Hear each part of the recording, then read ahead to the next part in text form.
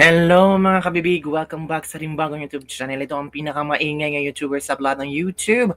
Ako si Kabibig, maglebak-lebak na tang with evidence. Naku po. Jinky Luistro, Lele de Lima, Tiriridon, Sindania, Imbierna. Imbierna.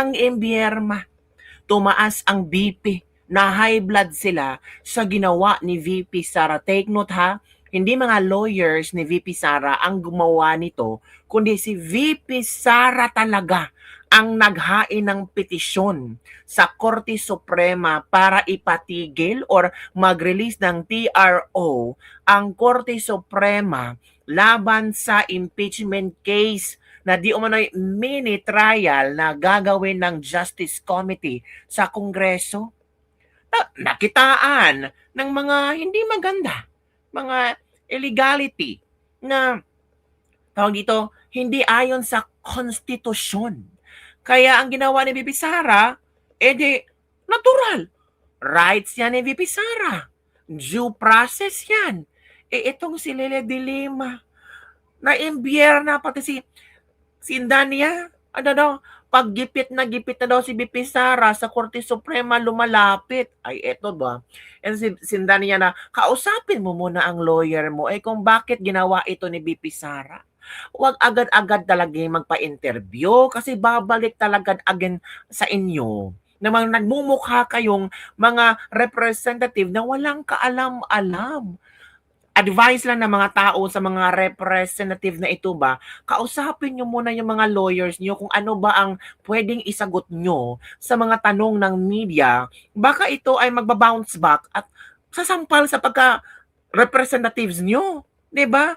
Alam nyo ba kung ano ang sabi ni Lalay Dilema? Nako, si Lalay Dilema, kabibig.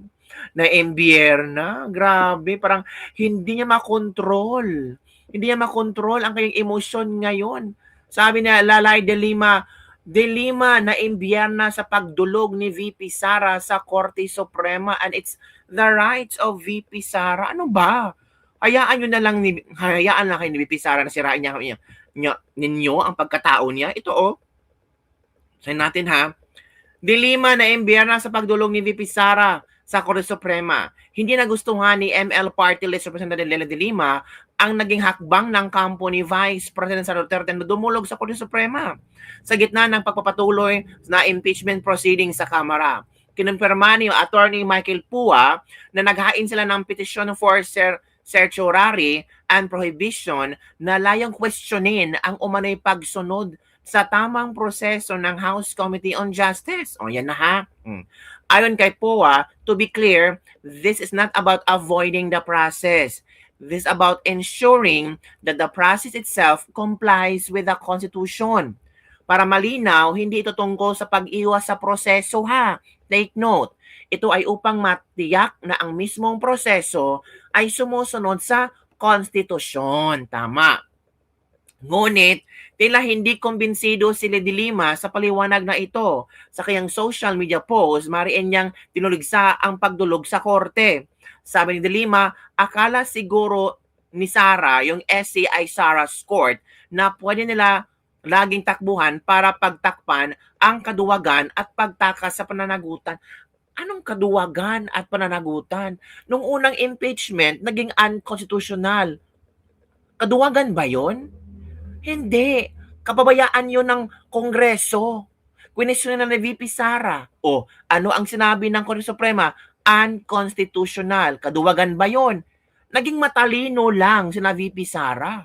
Kasi ayaw naman nilang ipagpatuloy ang impeachment na alam nila na may nilabag sa batas. Ano ba naman ito si Lele de Lima? Hindi yung kaduwagan. Ha? Lalaban si VP Sara in ang tawag dito, totoong proseso, tamang proseso, hindi yung mga shortcut, hindi yung mga may nilabag sa proseso, hindi ganun ang tunay na paglaban. Hindi din yun kaduwagan. Kasi yung unang impeachment ni Sara naging unconstitutional again dahil sa mga congressman, sa kongreso. Ngayon naman, dahil sa word na mini trial, nakakita ng buslot ang lawyers ni VP Sara. Of course, they have the right. Si VP Sara, merong constitutional rights, due process, para dumulog sila sa Korte Suprema. Pati ba yan? Kukunin nyo pa? Yuyurakan nyo pa? Ano ba naman yan? Nakakatawa kayo. Diba? Justice is not given freely, it is fought for. Sara Court, Saba Court. Madam De Lima, lawyer ka din po, kaya you know how you can extend the remedy for your rights. Hindi naman siya bend the law, likewise na pinagagawa nyo sa Kamara. We also wanted to see nor witness how bloodbath will be coming sa Senate. Peace, madam, sarcasm lang. Mas mataas daw kasi ang HUR kaysa SC, kaya siya galit. Akala kasi ni De Lima na mas mataas pa sila sa Supreme Court at takot sila na ma-stop ang pagbaluktot nila sa konstitusyon. Alam ni De Lima ang batas pero ayaw nilang susunod dahil sa maleta. Yan ha. Yan ang komento ng mga netizen. Akala daw siguro na SS itong ginawa na abbreviation ni De Lima ba na ang SC Sara's Court, parang sinampal niya ang Supreme Court ba? Parang pinagtatawanan niya ang Supreme Court. 'Di ba?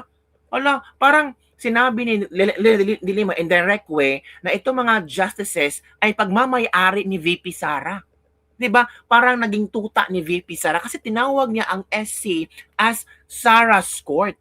Dapat i-call out ito si De Lima, 'di ba mga kabibig? Kasi kabastusan 'yan. Kabastusan talaga. Kung ako si De Lima, o sige, hayaan natin si Sara.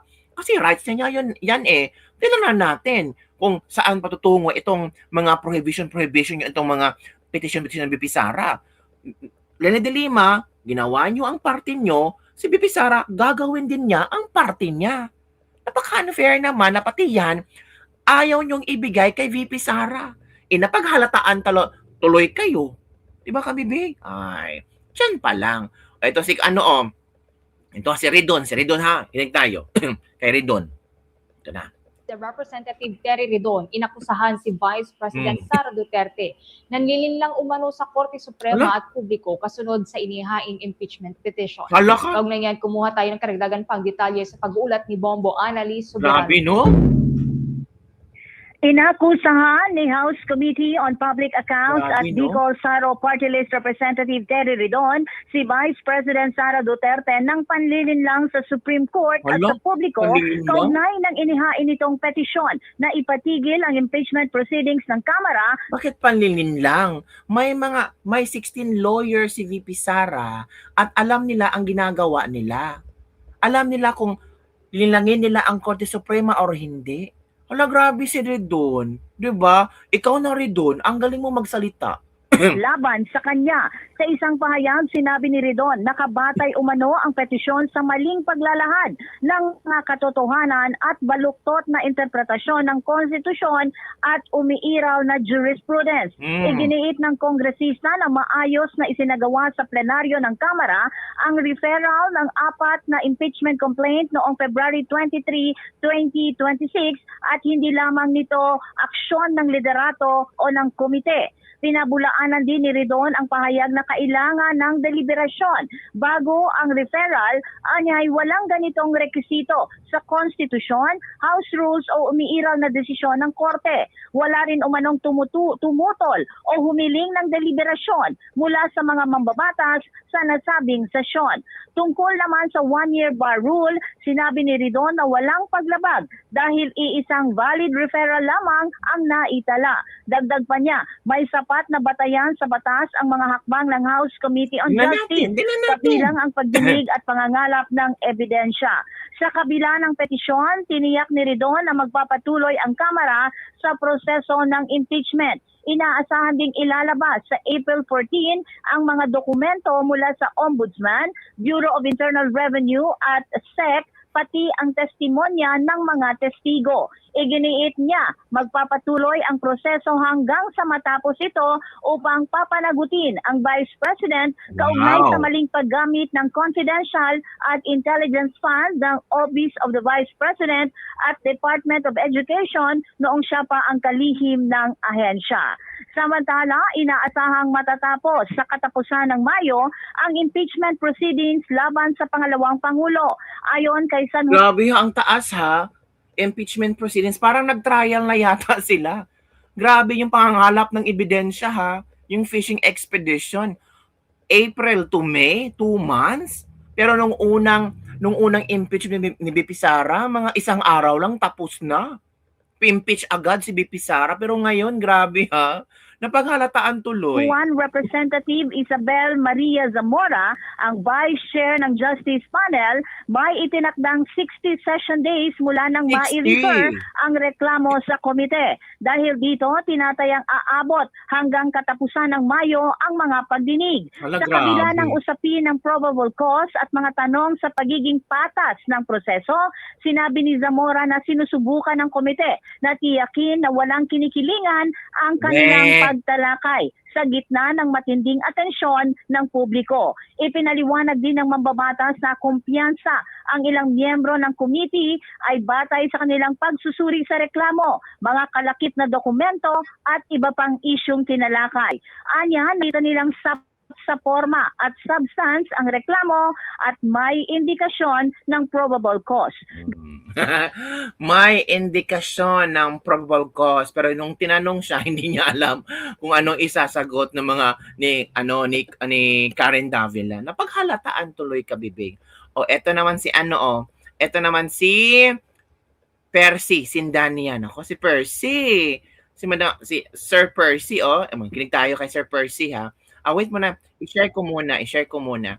Ano ang sinabi ni Sir Percy tungkol sa ginawang hakbang ni VP Sara ukol sa petisyon niya na sa Korte Suprema ng TRO. Ito. Ang Vice President nagipit sa Supreme Court talaga kumakata.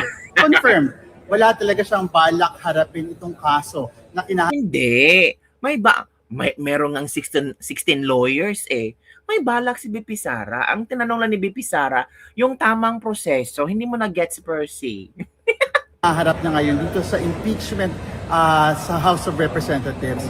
Alam natin na talagang desperado na sila, natatakot na lumabas ang ebidensya, natatakot na lumabas ang katotohanan. Kasi alam ni VP Sara, paglabas ng ebidensya, wala na siyang takas. Woo! Grabe ha.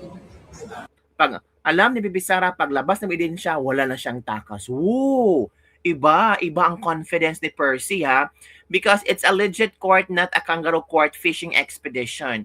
The Supreme Court of the Philippines is the highest judicial body in the country. It is the final authority in interpreting laws and constitution. So iba ang statement ni Percy ha. Ang VP na gipit sa Supreme Court kumakapit. Paglabas ng ebidensya, wala nang kawala si VP Sara. Well, sana wala itong epekto doon sa proseso natin dito sa House of Representatives. Dahil ito isang constitutional mandate na dapat natin gawin at dapat natin ginagawa. Habang ginagawa natin iba pang mahalagang trabaho na tugunan ang problema ng ating mga kababayan. Ay, naku, ito naman tayo, ating mga kababayan. Tugunan ang problema ng, puro lang, itong mga wordings sila ba, puro pabalik-balik, ayoko i-share. Parang nakakaumay lang. Di ba? Nakakaumay lang talaga kabibig yung mga statement nila. Ito pala yung statement ni Attorney Pua. Bakit, ano ba ang rason ni VP Sara? And I think it's all about the proseso ng impeachment. Ito, official statement of the defense team. We confirm that a petition for certiorari and provision has been filed before the Supreme Court in relation to the ongoing proceedings before the House Committee on Justice.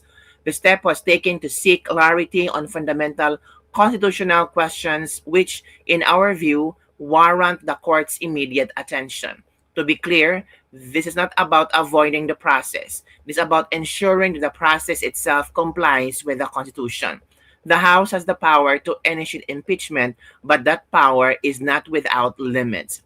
Out of respect for the court, we will refrain from discussing the details publicly and will await its action. Yan kabibig ha. Yan ang trending news na pinag-uusapan talaga. Takot ba sila kay VP Sara? Karapatan naman ni VP Sara yun eh. Nakakatawa lang yung mga komento nila, no? Nakakatawa lang talaga na lalo na si Leila de Lima, grabe. Iniling ni VP Sara sa petition for certiorari, iginiit ng Vice Presidente na unconstitutional ang impeachment proceedings dahil umaabuso sa kapangyarihan ang Kamara at naturang komite. Haniwala si VP Duterte, VP Sara na lumabag sa one-year ban rule ang impeachment complaint at inakusahan ang Justice Panel na naghihimasok sa pangyarihan ng Senado tapos tawaging mini trial ang mga pandinig. Naunaw na ang nilinaw ni Committee Chairman Jervil Ruistro na clarificatory hearing lamang ang pagdinig at hindi paglilitis na gagawin ng Senado. Ganun ba, Jervil? Luistro. Tingnan natin anong sinabi ni Luistro sa isang interview tungkol sa mini trial. Hanapin natin. Ha? Ito ha. Itong video na to, ang posibleng gagamitin ni VP Sara na ebidensya. Sinabi ni Jervil Luistro ito. Tingnan ha. Yeah. So this will be a mini trial, should I say, no? Because the full-blown trial will happen in the Senate. What is important is to give ample opportunity to the complainant to present their witness and evidence per ground, no? Per ground. We've been discussing this with the members. Kasi if you will notice, the grounds in the third and fourth impeachment complaint are almost similar. So we are seeing the possibility that while the presentation of evidence must be done per complaint, there is a possibility of adoption of witnesses, adoption of evidence, adoption of direct and cross-examination by the time we deliberate on the fourth impeachment cross-examination. But definitely, notwithstanding the fact that the answer of the respondent is not actually responsive to the allegations, she will still be given ample opportunity to present her evidence after the complainant. And in addition also, the rule is very clear that only the justice members are allowed to conduct direct examination and cross-examination, no? Which means that while the parties may avail themselves of the services of lawyers, no? The participation of lawyers with respect to the proceeding before the Justice Committee is limited only to assisting their clients.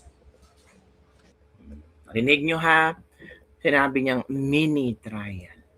Ay nako, so yun ang kabibig ang ating Lebak-Lebak for today. Don't forget to like, subscribe, and share this video. Bye everyone, see you next time. Galing ni VP Sara.